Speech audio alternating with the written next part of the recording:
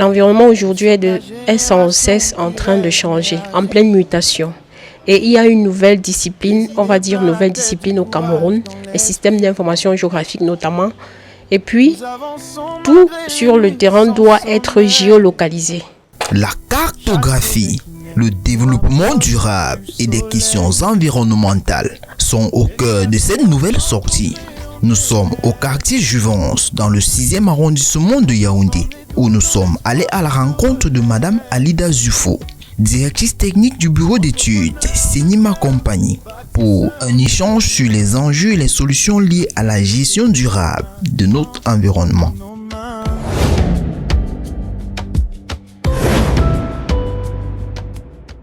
Bonjour à nouveau chers téléspectateurs, merci de rester fidèles à nos programmes. Une fois de plus, vous êtes dans le cadre du magazine Génération Pensante et cette fois-ci, nous allons à la rencontre de Madame Alida Zufo. Madame Alida Zufo est directrice technique du bureau d'études Senima Company. Senima Company, c'est un bureau d'études spécialisé dans l'environnement, le développement durable et tout ce qui a trait aux questions écologiques. Suivez mon regard. On transforme les doutes en espoir qui se relève. Entrepreneur de cœur. Comme nous vous l'avons annoncé, nous sommes rendus actuellement au quartier Jouvence, dans le bureau d'études Senima Company, à la rencontre de Madame Alida Zufo, directrice technique de ce bureau. Alors Madame Alida Zufo, bonjour. Bonjour Laurès Franc. Nous vous remercions d'avoir accepté de nous recevoir. Je vous en prie, c'est moi qui vous remercie. Alors nous sommes là dans le cadre du magazine Génération Pensante et nous avons été captivés en effet par votre bureau d'études en raison des différentes activités que vous menez sur le terrain pour le développement durable, la protection écologique, les enjeux environnementaux. Alors, est-ce que vous pouvez nous dire en quelques mots qui est Madame Alida Zufo? Ok, merci. Alida Zufo, c'est une jeune passionnée de la géographie et des systèmes d'information géographiques qui, après son parcours à l'université de Yaoundé 1 entre 2012 et 2024, s'est retrouvée à Senima Company en tant que directrice technique du dit cabinet qui est Sustainable Environment and Information Management System. D'accord, merci bien. Alors, généralement, on sait qu'il y a une grosse différence entre l'environnement et les systèmes informatiques. Comment on fait le lien entre l'environnement et les systèmes informatiques? Alors, quand vous dites qu'il y a un fossé, il n'y a pas de fossé entre l'environnement et les systèmes informatiques. Nous sommes à l'ère du numérique et tout est numérisé.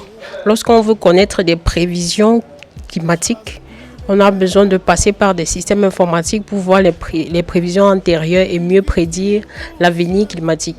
Donc, ce sont des disciplines qui sont liées, mais qui n'ont pas été vraiment développées jusqu'ici. Alors, l'environnement et les systèmes d'information géographique, l'idée va d'où?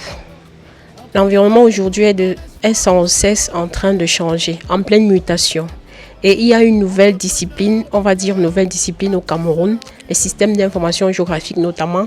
Et puis, tout sur le terrain doit être géolocalisé. On s'est dit donc, si quelqu'un a une parcelle de terre, si quelqu'un a une maison, tout doit être géolocalisé. Alors, comment est-ce qu'on peut mettre ces deux disciplines-là? Comment est-ce qu'on peut ramifier ces deux disciplines-là pour n'en former qu'une seule? Donc, l'environnement qui est en pleine mutation, en plein changement, on est en pleine crise climatique et les systèmes d'information géographique qui se révèlent être une solution pour prédire, une solution pour voir l'évolution de l'environnement au jour le jour. C'est comme ça donc qu'on a pensé à ce cabinet-là qui allie en même temps les systèmes d'information géographique et l'environnement. En quelques mots, si vous devrez présenter Senima Company, que diriez-vous? Senima Company, c'est un cabinet qui traite de l'environnement et du numérique. Comment est-ce que cela est possible? L'environnement, comment est-ce qu'on peut localiser une plantation? Comment est-ce qu'on peut prédire l'avenir si on n'a pas déjà accès au numérique? Alors, Senima Company, comme on l'a dit, Sustainable Environment and Information Management, c'est le développement durable à l'ère du numérique. Comment est-ce qu'on transforme le développement durable à l'ère du numérique? D'accord, merci infiniment. Alors, nous savons que les débuts de Senima ont été sincèrement modestes. Comment l'équipe s'est-elle structurée du départ jusqu'à l'heure actuelle, jusqu'à ce que vous puissiez avoir vos propres locaux? Au départ, Senima, comme vous l'avez dit, était assez modeste. C'est parti de l'idée du promoteur. Au fur et à mesure, sur le terrain, avec les problèmes, les challenges qu'on a rencontrés sur le terrain, le promoteur a pensé à l'idée de former une équipe pour intervenir sur le terrain, notamment sur la localisation des champs de plantation agricole. Comment est-ce qu'on pouvait vraiment lier l'environnement avec les systèmes d'information géographique et son parcours, au travers de son parcours, durant son parcours, je vais dire comme ça, il a pensé, il y a un adage qui dit que lorsqu'on est seul, on ne peut pas aller vite, mais lorsqu'on est ensemble, on va plus vite. Il a pensé à mettre sur pied une équipe vraiment de personnes là qui sont aussi passionnées par l'environnement, qui sont passionnées par les systèmes d'information géographique, qui aiment le travail bien fait. C'est comme ça qu'il a constitué cette équipe de bout en bout. Et après avoir constitué l'équipe, toujours portée par la vision du promoteur, il a pensé à trouver un local où on pouvait être pour mieux se présenter sur la scène nationale, voire internationale plus tard, afin de présenter nos services, afin de montrer en fait ce que nous faisons au quotidien. Et comment vous, en tant que membre de cette équipe et en tant que directrice technique, qu'est-ce que vous faites concrètement? Quelles sont les stratégies que vous mettez en place pour amener des partenaires, pour amener des collaborateurs à épouser la vision de Senima Company? Les stratégies que nous mettons en place en tant que directrice technique, les stratégies qu'on met en place au quotidien, c'est dans l'entrepreneuriat, dans le monde entrepreneurial, comme le promoteur le dit, il faut avoir un mindset qui va à l'imagination. Il faut savoir innover. Donc, de jour en jour, on essaie d'innover, on essaie de trouver en fait des solutions pragmatiques qui peuvent être mises sur pied afin de toucher le public du niveau le plus bas jusqu'au sommet. On privilégie vraiment l'approche top-down. On va chercher vraiment les problèmes que les populations locales rencontrent au quotidien. Et c'est avec ces problèmes-là qu'on innove des solutions qui vont permettre de captiver l'attention des partenaires.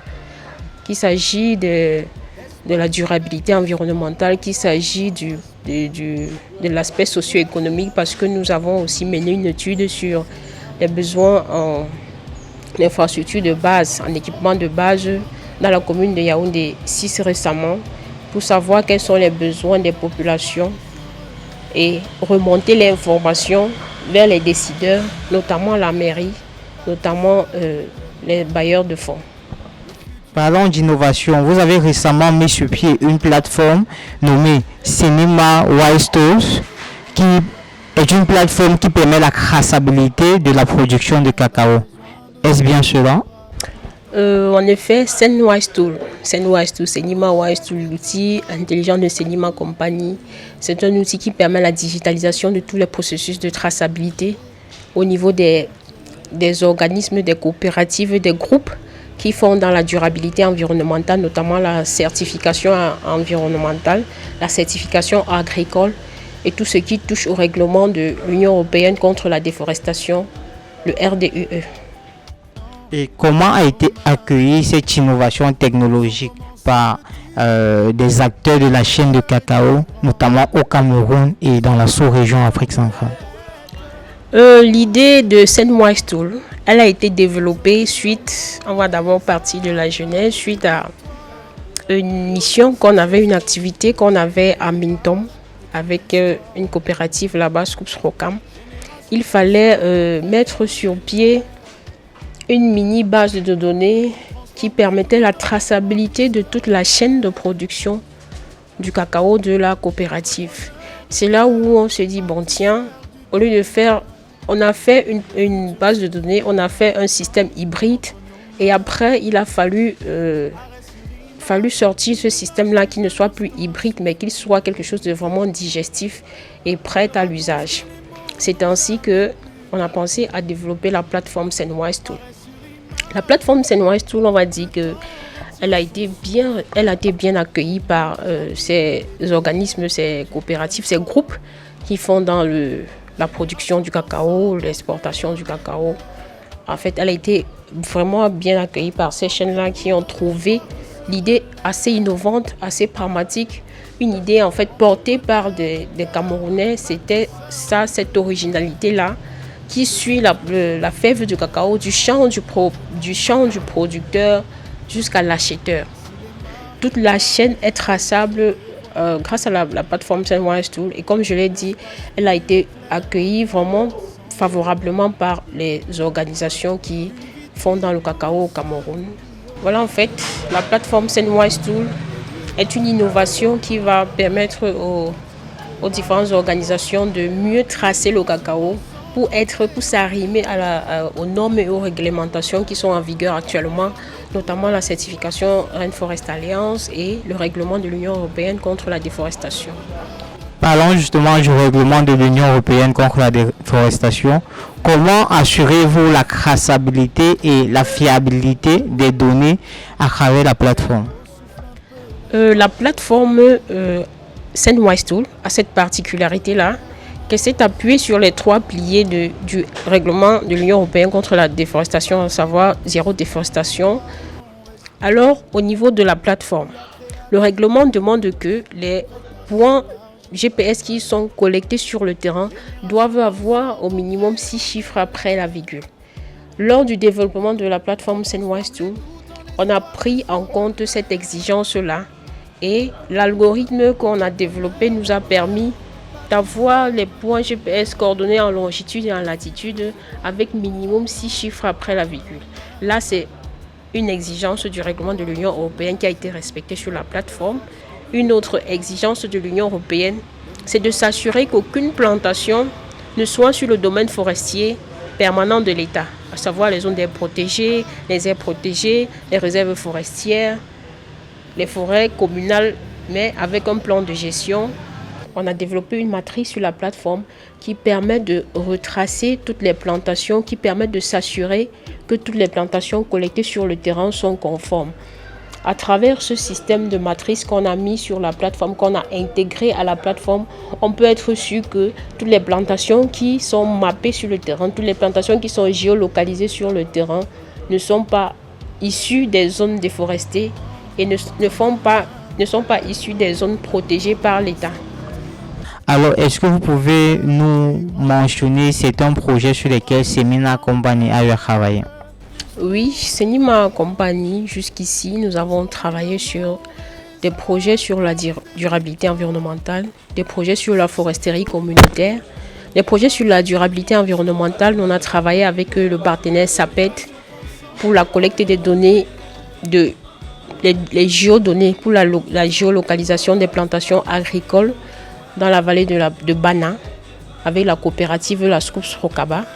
On a eu à travailler également avec le partenaire Rainforest Alliance à Mintom sur la foresterie communautaire. On a travaillé avec le partenaire Rainforest Alliance sur la cartographie, la foresterie communautaire, notamment la cartographie des espaces et ressources exploités par les ménages partenaires du projet RIFOF FM.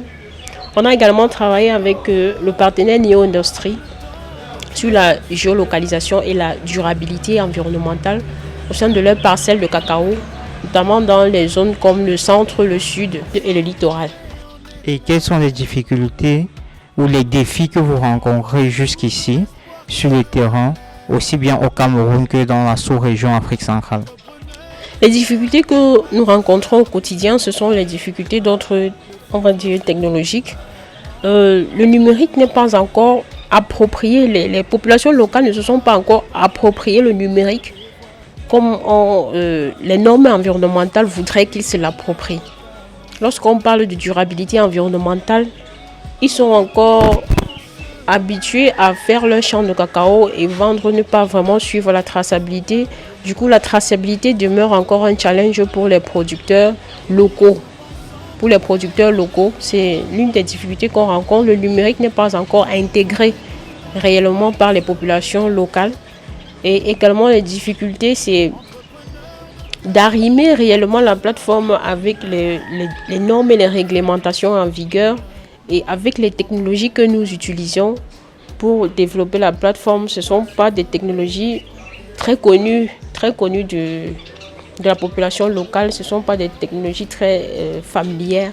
Ce sont des difficultés que nous rencontrons sur le terrain au quotidien et que nous essayons de résorber en ramenant vraiment l'outil de traçabilité. On essaie de ramener l'outil de traçabilité au niveau du producteur. On essaie de l'expliquer mot par mot. C'est pour ça qu'il y a justement cette composante mobile qui va permettre aux producteurs de facilement prendre les données, de facilement voir de quoi il est question, de facilement comprendre ce qu'on est en train de faire avec sa parcelle de cacao.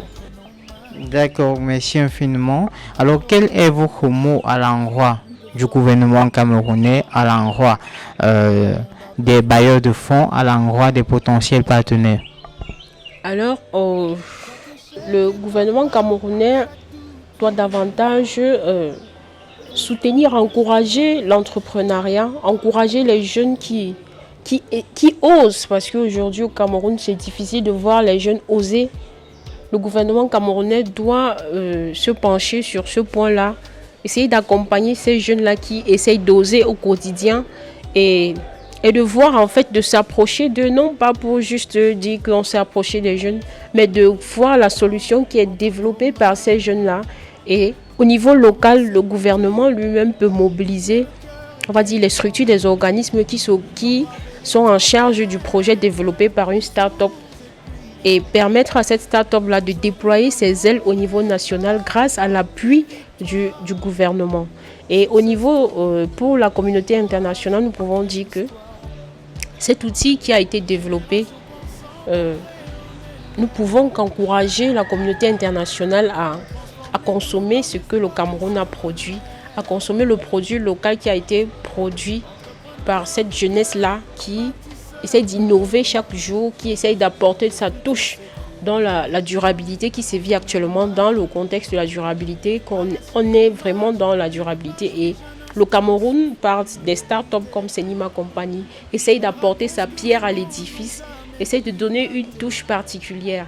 Alors, les organismes internationaux, nous pouvons que dire qu'ils peuvent essayer cette solution-là qui promeut non seulement la durabilité environnementale, mais la protection de l'environnement dans le contexte agricole. D'accord. Vous êtes une femme, vous êtes directrice technique à Senima Company, ce qui n'est pas très habituel dans le contexte camerounais. Alors, quel est votre mot à l'endroit des femmes qui vous observent? À l'endroit des femmes qui m'observent, je vais dire qu'il faut croire. Il faut croire et il faut oser. Il ne faut pas juste croire et attendre que le miracle opère. Il faut croire et faire un pas vers ses ambitions. Alors j'encourage toutes les femmes qui ont une idée qu'elles gardaient encore dans le placard, de sortir cette idée-là dans le placard et de se mettre à la recherche des solutions pour mettre cette idée-là, pour que cette idée quitte du papier vers la réalisation concrète. D'accord, merci infiniment. Vous l'avez compris, chers téléspectateurs, vous l'avez compris, chères jeunes dames.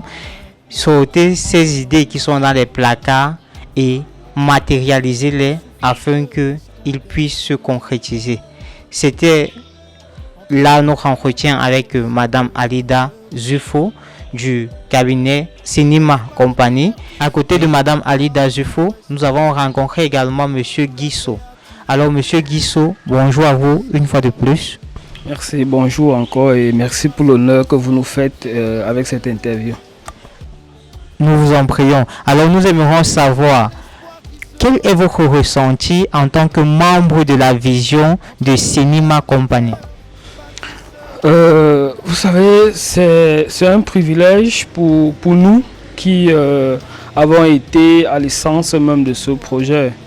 En tant que jeune, c'est toujours important de se sentir concerné par pas une vision aussi grande que celle de Cinéma Compagnie. Je crois que là, ça peut être un moment aussi pour nous ici de remercier particulièrement le porteur de cette vision-là qui est Monsieur Massalté. Parce que vous savez, derrière un porteur de vision, il faut des personnes qui agissent. Et c'est ce rôle-là que nous, derrière, nous essayons de l'implémenter tant bien que mal. Parce que vous savez, l'entrepreneuriat au Cameroun, en particulier en Afrique en général, pour les jeunes, c'est un chemin de croix, pour vous dire la vérité. Vous savez, surtout quand nous vivons pratiquement ou quasiment des projets, que ce soit nationaux ou internationaux. Donc, ce qui fait que constamment nous sommes à l'affût de ces projets-là et on traverse souvent des moments de disette, il faut, et pendant ces moments-là, on s'accroche uniquement à la vision. C'est-à-dire, si à un moment donné, vous perdez le fil, vous risquez d'abandonner. Or, lorsqu'on a une vision solide et qu'on sait où on va, je pense que ça, c'est important. C'est important véritablement pour moi. Quel est votre mot à l'endroit des jeunes, à l'endroit de la jeunesse camerounaise qui aspire à se lancer dans l'entrepreneuriat? Vous savez, on ne va pas faire du politiquement correct, c'est compliqué. Je crois qu'il faut être réaliste. C'est difficile l'entrepreneuriat au Cameroun, surtout lorsqu'on va dans un univers où parfois on ne maîtrise pas tous les tenants et les aboutissants du domaine qu'on veut embrasser. Mais avec l'abnégation au travail, avec beaucoup de courage et aussi c'est important de localiser le problème et de le résoudre. Parce que si on va dans un chemin où il y a déjà des réponses, ça peut être compliqué. Et souvent, c'est ça la difficulté, c'est que les jeunes se lancent dans des domaines où les réponses sont à peu près connues. Or, c'est important de se lancer dans l'inconnu. C'est vrai que dans ce cas-là, c'est souvent assez compliqué, c'est souvent assez difficile.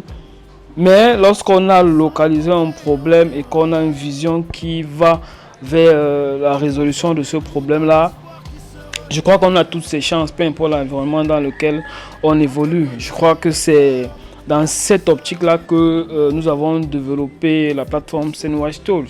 C'est-à-dire on évoluait dans un environnement où que ce soit la traçabilité, que ce soit les niveaux d'alerte, au niveau, que ce soit le fait de s'arrimer même aux normes internationales en ce qui concerne les exportations des matières premières. Il y avait cette difficulté-là et nous l'avons perçue. Et Senwatch a été développé donc pour pallier à ça, comme la directive technique l'a dit, à une traçabilité 100% des produits allant du producteur, ma foi, jusqu'à l'exportation. Donc, je dirais à ces jeunes-là de bien calibrer le domaine qu'ils veulent embrasser et surtout de se former et d'apprendre. À Cinéma Compagnie, par exemple, nous avons ce qu'on appelle le learning by doing, c'est-à-dire vous êtes dans ce qu'on appelle souvent un incubateur de conscience. Vous vous formez en fonction du but que vous avez. Cinéma Compagnie fait dans les SIG, environnement durable, qui au départ n'était pas trop les qualifications que j'avais. Donc, avec le temps que j'ai passé, il a fallu se reformer, je dirais même aller de zéro pour véritablement pouvoir matcher ce qui est SIG, informatique et environnement durable. Du moins tous ces domaines du cinéma, c'est important de se former.